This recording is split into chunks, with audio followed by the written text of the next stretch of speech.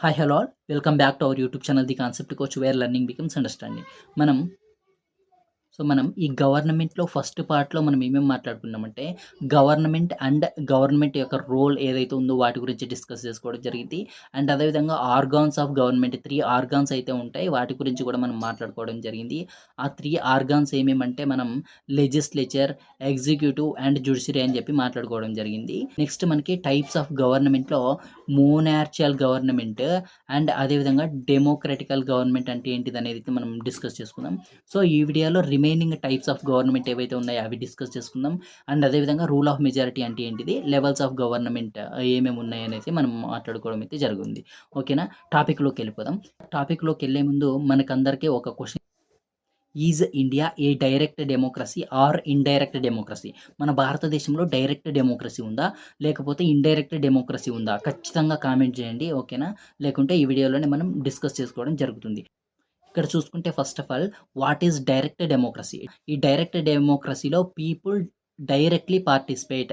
ఈ ప్రజలు, ఈ సిటిజన్స్ ఎవరైతే ఉంటారో వాళ్ళు డైరెక్ట్‌గా పార్టిసిపేట్ జేస్తారు. ఏవైనా కాంటెంపరరీ ఇష్యూస్ ఏవైతే ఉంటాయో, ఆ ఇష్యూస్ మీద వాళ్ళు అందరూ కలిసి నిర్ణయం తీసుకుంటారనమాట. సో, ఆ టైప్ ఆఫ్ డెమోక్రసీని మనం డైరెక్ట్ డెమోక్రసీ అంటాం. దీనికి ఎగ్జాంపుల్ ఏమంటే స్విట్జర్లాండ్ అనమాట. సో, మనం చూసుకుంటే ఈ డైరెక్ట్ డెమోక్రసీ అనేది ఎక్కడ పాసిబుల్ అవుతుందంటే, ఎక్కడైతే మనకి లెస్ పాపులేషన్ ఉంటుందో, తక్కువ జనాభా ఉంటుందో అక్కడ మనకి ఈ డైరెక్ట్ డెమోక్రసీ అనేది పాసిబుల్ అవుతుంది. బట్ ఇక్కడ మన ఇండియాలో చూసుకుంటే పాపులేషన్ అనేది చాలా ఎక్కువగా ఉంటుంది. సో, మన ఇండియాలో ఖచ్చితంగా డైరెక్ట్ డెమోక్రసీ అనేది పాసిబుల్ కాదు.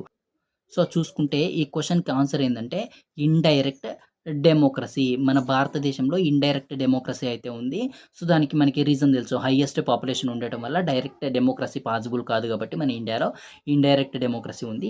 అసలు మనకి ఫస్ట్ ఆఫ్ ఆల్ ఈ ఇండైరెక్ట్ డెమోక్రసీ ఏమంటే భారతదేశంలో ఉన్నటువంటి ప్రజలు ఎవరైతే ఉంటారో వాళ్ళు డైరెక్ట్‌గా డెసిషన్స్‌లో గాని, ఈ లాస్ ప్రిపేర్ చేయడంలో గాని డైరెక్ట్‌గా పార్టిసిపేట్ అవ్వరు. వీళ్ళు ఇండైరెక్ట్‌గా పార్టిసిపేషన్ చేస్తారు.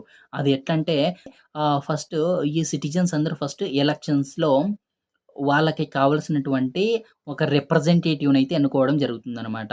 ఆ రిప్రజెంటేటివ్ ఆ ప్రజల తరపున అక్కడ మాట్లాడాలి. అంటే ఆ ప్రజలకున్నటువంటి కోరికలేవైతే ఉన్నాయో, వాళ్ళ తరపున, ఆ ప్రజల తరపున ఈ రిప్రజెంటేటివ్ ఎవరైతే ఉన్నారో వాళ్ళు డెసిషన్స్‌ని తీసుకుంటారనమాట. ఓకేనా? సో, ఆ విధంగా మనకి ఇండియాలో ఇండైరెక్ట్ డెమోక్రసీ అనేది ఎగ్జిస్ట్ అవుతుంది. ఫర్ ఎగ్జాంపుల్ తీసుకుంటే మనం ఓట్లేస్తామా? ఓట్లేసిన తర్వాత ఆ ఎమ్మెల్యేలొచ్చేసి మనకి ఎక్కడికి ఆంధ్రప్రదేశ్‌లో తీసుకుంటే మనకి శాసనసభకెళ్తారు. అండ్ అదే విధంగా మెంబర్ ఆఫ్ పార్లమెంట్స్ తీసుకుంటే వాళ్ళు పార్లమెంట్‌కెళ్ళేసి మనకి ప్రజల తరపున వాళ్ళు నిర్ణయాలైతే తీసుకోవడం జరుగుతుంది. ఆ విధంగా మనకి ఇండైరెక్ట్ డెమోక్రసీ అనేది ఇండియాలో ఎగ్జిస్ట్ అవుతుంది. ఓకేనా? నెక్స్ట్ మనం ఇక్కడ ఇమేజ్ చూసుకుంటే గనక ఇక్కడ చూడండి ప్రజలున్నారు. ఈ ప్రజలు ఫస్ట్ ఓట్లేస్తారు. ఓట్లు దేని మీద ఓట్లేస్తారంటే ఏదో ఒక ఇష్యూస్ మీద ఓట్లేస్తారనమాట. ఏదో ఒక ఇష్యూ మీద లాస్ అండ్ రూల్స్ ప్రిపేర్ జేయడానికి ఈ ప్రజలు డైరెక్ట్‌గా ఓట్లేస్తారనమాట. సో, దాన్ని మనం డైరెక్ట్ డెమోక్రసీ అంటాం. ఎగ్జాంపుల్ స్విట్జర్లాండ్ మనం ఇందాకనే మాట్లాడుకున్నాం. అండ్ ఇక్కడ ఇండైరెక్ట్ డెమోక్రసీలో చూసుకుంటే జస్ట్ వీళ్ళు ఓట్లేస్తారు. ఈ ఓట్ల వల్ల ఈ ఎలక్టెడ్ రిప్రజెంటేటివ్స్ ఎన్నుకోబడతారనమాట. ఈ రిప్రజెంటేటివ్స్ ఈ రూల్స్‌ని, లాస్‌ని ప్రిపేర్ జేస్తారనమాట ఏదైనా ఇష్యూస్ మీద. సో, దీని నుంచి ఈ లాస్ అనేవి ఇంప్లిమెంట్ అవుతాయనమాట. దీన్ని మనం ఇండైరెక్ట్ డెమోక్రసీ అంటాం. దీంట్లో ఎగ్జాంపుల్ ఏమేమున్నాయంటే ఇండియా, యూఎస్ఏ అండ్ ఇంగ్లాండ్ అంట. ఇండియా, యూఎస్ఏ, బ్రెజిల్ ఇలాంటివన్నీ మనకి ఇండైరెక్ట్ డెమోక్రసీ ఉంటది. నెక్స్ట్ డైరెక్ట్ డెమోక్రసీలో మనకి స్విట్జర్లాండ్ అయితే ఉందనమాట. ఓకేనా?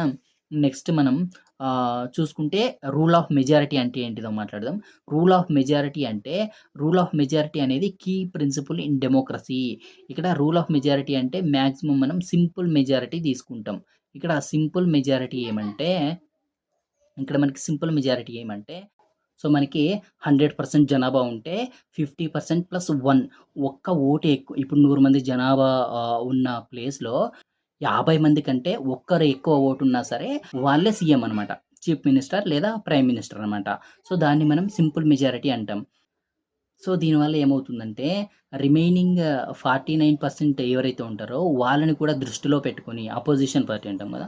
సో, వాళ్ళని కూడా దృష్టిలో పెట్టుకొని మనకి ఈ డెసిషన్స్ అయితే ప్రిపేర్ అవుతాయనమాట. సో, ఈ విధంగా మనకి ఈ రూల్ ఆఫ్ మెజారిటీ వల్ల అడ్వాంటేజ్ కూడా అయితే కొంచెం ఉంది. ఓకేనా? నెక్స్ట్ మనం చూసుకుంటే ఇక్కడ టైప్ ఆఫ్ గవర్నమెంట్ ఇక్కడ ఇండైరెక్ట్ డెమోక్రసీలో ఇప్పుడు మనం ఇందాక direct democracy and indirect democracy గురించి మాట్లాడాం కదా! ఇప్పుడు ఇండైరెక్ట్ డెమోక్రసీలో కూడా మళ్ళీ 2 టైప్స్ ఉంటాయన్నమాట. ఒకటేమో పార్లమెంటరీ సిస్టమ్, ఇంకొకటేమో ప్రెసిడెన్షియల్ సిస్టమ్. ఇక్కడ పార్లమెంటరీ సిస్టమ్‌లో చూసుకుంటే executive body formed from the legislative. Executive body ఏదైతే ఉంటదో పరిపాలన అంటే లాస్‌ని ఇంప్లిమెంట్ చేసే బాడీ ఏదైతే ఉంటదో అది లాస్‌ని ప్రిపేర్ చేసే బాడీ నుంచే ప్రిపేర్ అవుతది. ఇప్పుడు అసెంబ్లీ తీసుకుంటే మనకి ఆ అసెంబ్లీలో కొందరు ఎమ్మెల్యేస్ అయితే ఉంటారు కదా! ఆ ఎమ్మెల్యేస్‌లో కొందరు ఎగ్జిక్యూటివ్ అంటే కొందరు మినిస్టర్స్ అవుతారు చూసావా? వాళ్ళని మనం ఏమంటామంటే ఎగ్జిక్యూటివ్ బాడీ అంటాం. ఈ ఎగ్జిక్యూటివ్ బాడీ అనేది ఈ లెజిస్లేచర్‌కి కట్టుబడి ఉండాలి. అకౌంటబిలిటీ అంటామనమాట. ఎప్పుడైనా సరే ఈ ఎగ్జిక్యూటివ్ బాడీ అనేది executive body is responsible for legislature body అంటామనమాట. ఈ విధంగా పార్లమెంటరీ సిస్టమ్ ఉంటది. ఈ పార్లమెంటరీ సిస్టమ్ వచ్చేసి ఇండియా అండ్ బ్రిటన్‌లో ఉంటది ఎగ్జాంపుల్. నెక్స్ట్ మనకి ప్రెసిడెన్షియల్ సిస్టమ్. ఇక్కడ ప్రెసిడెన్షియల్ సిస్టమ్ చూసుకుంటే ఈ executive body not formed from the legislature. ఇక్కడ ఈ ప్రెసిడెన్షియల్ సిస్టమ్‌లో ఈ ఎగ్జిక్యూటివ్ బాడీకి సెపరేట్‌గా ఓట్లు వేసి ఎన్నుకుంటారు. అండ్ అదేవిధంగా లెజిస్లేచర్‌ని కూడా సెపరేట్‌గా ఓట్లు వేసి ఎన్నుకోవడం అయితే జరుగుతుందనమాట. సో, ఇక్కడ ఎగ్జిక్యూటివ్ ఎవరైతే ఉంటారో వాళ్ళు లెజిస్లేచర్‌కి నాట్ రెస్పాన్సిబుల్. ఓకేనా? బట్ మనకి ఇక్కడ ఈ పార్లమెంటరీ ఫామ్‌లో ఏమవుతుంది? ఎగ్జిక్యూటివ్ బాడీ అనేది లెజిస్లేచర్‌కి రెస్పాన్సిబుల్ అయ్యి ఉండాలి. అకౌంటబుల్ అయ్యి ఉండాలి. బట్ ఇక్కడ చూసుకుంటే మనకి ఎగ్జిక్యూటివ్ బాడీ, లెజిస్లేచర్ అనేది ప్యూర్‌గా ఇండిపెండెంట్ అనమాట. వేరే వేరే ఆర్గాన్స్ అనమాట. సో, ఇక్కడ దీనికి ఎగ్జాంపుల్స్ వచ్చేసి యూఎస్ఏ అండ్ బ్రెజిల్. సో, మనకి లెవెల్స్ ఆఫ్ గవర్నమెంట్. ఈ లెవెల్స్ ఆఫ్ గవర్నమెంట్‌లో 3 types of levels of government ఉంటాయి. ఒకటేమో central government, state government and చూసుకుంటే లోకల్ గవర్నమెంట్. నేషనల్ లెవెల్‌లో వర్క్ అయ్యే గవర్నమెంట్‌ని మనం సెంట్రల్ గవర్నమెంట్ అంటాం. అదేవిధంగా స్టేట్ లెవెల్‌లో రీజనల్ లెవెల్‌లో మనకి స్టేట్ గవర్నమెంట్ ఉంటది. లోకల్ లెవెల్ అంటే ఇప్పుడు విలేజెస్ కానీ, మండల్స్, డిస్ట్రిక్ట్స్ వీటన్నిటికి మనకి లోకల్ లెవెల్ గవర్నమెంట్ అయితే ఉంటదనమాట. సో, ఈ central government, state government, local government గురించి మనం వచ్చే వీడియోస్‌లో అయితే డిస్కస్ చేసుకుంటాం. And next participation is the strength of the democracy. డెమోక్రసీలో ప్రతి పౌరుడు గూడా పాల్గొనాలనమాట. ఇది వెరీ ఇంపార్టెంట్ అనమాట. ఓకేనా? ప్రతి ఒక్క పౌరుడి గొంతు కూడా మనకి ఈ డెమోక్రసీలో అనేది చాలా అవసరం. సో, మనం ఒకటి సమ్మరీ చూసుకుంటే మనం ఏం నేర్చుకున్నాం ఈ వీడియోలో అంటే, ఇక్కడ గవర్నమెంట్ అంటే ఏంటిదో మాట్లాడుకున్నాం. గవర్నమెంట్ అంటే ఏంటిది?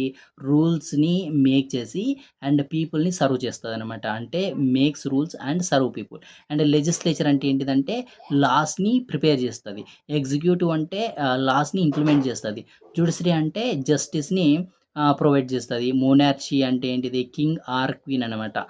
హెరిడిటరీ ఇన్‌హెరిటెన్స్ ద్వారా వారసత్వం ద్వారా ఎవరైతే ఆహ్, ఎన్నుకోబడతారో వాళ్ళని మనం మోనార్చియల్ గవర్నమెంట్ అంటాం. మోనార్క్ అని చెప్పేసి డైరెక్ట్ అంటాం. నెక్స్ట్ ఇక్కడ డెమోక్రసీ చూసుకుంటే పీపుల్ ఎలెక్ట్ రిప్రజెంటేటివ్. ప్రజలు వాళ్ళకి కావాల్సినటువంటి ఎలక్టెడ్ రిప్రజెంటేటివ్స్‌ని ఎన్నుకుంటారనమాట. ఆ ఫామ్‌ని మనం డెమోక్రసీ అంటాం. ఇక్కడ డైరెక్ట్ డెమోక్రసీ అంటే పీపుల్స్ ఏదైనా డెసిషన్స్‌లో డైరెక్ట్‌గా పాల్గొంటారు. ఇండైరెక్ట్ డెమోక్రసీ అంటే ఏంటిది? ప్రజలు ఎవరినైతే ఎన్నుకొని ఉంటారో ఆ రిప్రజెంటేటివ్స్ అనేవాళ్ళు డెసిషన్స్ తీసుకోవడంలో ముందుంటారనమాట. నెక్స్ట్ మనకి పార్లమెంటరీ ఫార్మ్ వచ్చేసి ప్రైమ్ మినిస్టర్ లీడ్స్. ఈ పార్లమెంటరీ ఫార్మ్‌లో ప్రైమ్ మినిస్టర్‌దే ఎక్కువుంటది పాత్ర. ఇప్పుడు ప్రెసిడెన్షియల్ ఫార్మ్‌లో వచ్చేసి ప్రెసిడెంట్ అనేవాళ్ళు లీడ్ జేస్తారు. నెక్స్ట్ మెజారిటీ రూల్ చూసుకుంటే మోర్ థాన్ హాఫ్ సపోర్ట్ అంటే 50% కంటే ఒకటి ఎక్కువున్నా అంటే 51% ఉన్నా సరే వాళ్ళకి మెజారిటీ రూల్ అని చెప్పేసి మనం దాన్ని అంటాం. నెక్స్ట్ ఈ గవర్నమెంట్‌లో లెవెల్స్ ఏమేమి ఉంటాయంటే local level, state level and central level అయితే ఉంటాయన్నమాట. నెక్స్ట్ సో, ఈ వీడియో మీకు ఖచ్చితంగా నచ్చిందనుకుంటున్నాను. ఈ వీడియో మీకు ఖచ్చితంగా నచ్చితే లైక్ చేసి, షేర్ చేయండి. మన ఛానెల్‌ని సబ్స్క్రైబ్ చేయండి. ఏమైనా డౌట్ ఉంటే ఖచ్చితంగా కామెంట్ చేయండి. నేను ప్రతి కామెంట్‌కి రిప్లై ఇస్తాను. Thank you all. మీ పవన్ కుమార్.